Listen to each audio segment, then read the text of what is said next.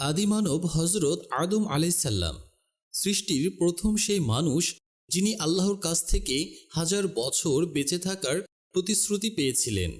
তিনি জানতেন কখন তার জীবনের শেষ মুহূর্তটি আসবে। তার জীবনের হাজারতম বছরটি যখন শেষ হতে চলল, তখন তিনি ধীরে ধীরে দুর্বল হয়ে পড়লেন। তার মনে ভেস্তের ফল খাওয়ার এক গভীর আগ্রহ সৃষ্টি হলো। তিনি তার সকল সন্তানদের ডেকে বললেন, তোমরা আমার জন্য ভেস্তের ফল খুঁজে আনো। পিতার এই আকুতি শুনে সব সন্তান ফলের সন্ধানে বেরিয়ে পড়ল। শুধু শীস আলাইসাল্লাম তার কাছে থেকে সেবা করতে লাগলেন। বহুদিন কেটে গেল, কিন্তু কেউ ফিরল না।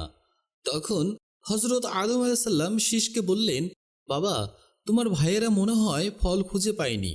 তুমি এবার নির্দিষ্ট পাহাড়ে গিয়ে আল্লাহর কাছে প্রার্থনা করো। তুমি নিষ্পাপ, তাই তোমার প্রার্থনা নিশ্চয়ই কবুল হবে। পিতার কথায় শীস আলাইসাল্লাম বললেন, আপনার সম্মান অনেক বেশি। আপনি নিজেই আল্লাহর কাছে প্রার্থনা করলে তিনি ফল দেবেন। আদম আলাইসাল্লাম দীর্ঘশ্বাস ফেলে বললেন, ভেস্তে আমি আল্লাহর আদেশ অমান্য করে ফল খেয়েছিলাম। সেই ভুলের জন্য আমি লজ্জিত। আমি কিভাবে নিজের জন্য কিছু চাইব? তুমি যাও, তোমার প্রার্থনা আল্লাহ নিশ্চয়ই শুনবেন। তখন হজরত শীস আলাইসাল্লাম পিতার বলে দেওয়া নির্দিষ্ট পাহাড়ে গিয়ে তার জন্য মিয়ার উদ্দেশ্যে প্রার্থনা শুরু করলেন। আল্লাহ তাআলা তার প্রার্থনা মঞ্জুর করলেন এবং হজরত জিব্রাইল আলাইসাল্লামকে ভেস্তের সর্বোত্তম ফলগুলো নিয়ে যাওয়ার নির্দেশ দিলেন। জিব্রাইল আলাইসাল্লাম এর নেতৃত্বে একদল ফেরেশতা সোনালি খাসায় ফলগুলো সাজিয়ে এক রূপসী হুরের মাথায় চাপিয়ে নিয়ে এলেন। ফলগুলো নিয়ে আসার সময় পথে আদম আলাইসাল্লামের অন্য সন্তানেরা তাদের সঙ্গে দেখা করল। ফেরেশতারা তাদেরকে বললেন, তোমাদের পিতার মৃত্যু আসন্ন, তোমরা ফিরে যাও। অবশেষে সেই কাঙ্ক্ষিত ফলগুলো পৌঁছালো। হজরত আদম আলাইসাল্লাম অত্যন্ত তৃপ্তির সঙ্গে সেই ভেস্তি ফল খেলেন এবং আল্লাহর প্রতি কৃতজ্ঞতা জানালেন। তার মন আনন্দে ভরে গেল। তিনি যখন ফল নিয়ে আসা সেই রূপসী হুরকে দেখলেন, তখন তার মনে এক নতুন আকাঙ্ক্ষা জন্ম নিল। তিনি আল্লাহর কাছে দোয়া করলেন, হে আমার প্রতিপালক, এই হুরকে আমার প্রিয় পুত্র শীসের স্ত্রী হিসেবে দান করুন। আল্লাহ আদম আলাইসাল্লামের এই দোয়া কবুল করলেন। তিনি শীস আলাইসাল্লামের সঙ্গে সেই হুরের বিয়ে করিয়ে দিলেন। এই ঘটনার পর হজরত আদম আলাইসাল্লাম ক্রমেই মৃত্যুর আরও কাছাকাছি চলে আসছিলেন।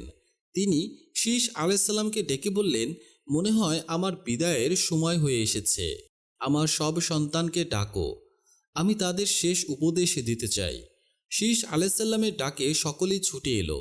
সবাইকে কাছে পেয়ে আদম আলাইসাল্লাম বললেন, আমি তোমাদের কাছ থেকে বিদায় নেব। তোমরা একে অপরের সঙ্গে মিলেমিশে থেকো।